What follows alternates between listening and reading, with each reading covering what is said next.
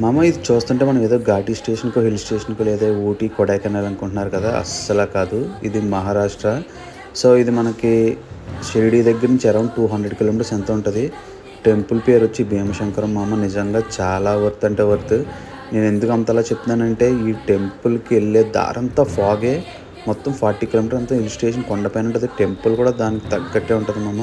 షిరిడీ ఎళ్తే ఖచ్చితంగా విజిట్ చేయండి. 250 కిలోమీటర్స్ ఎంతో వస్తది.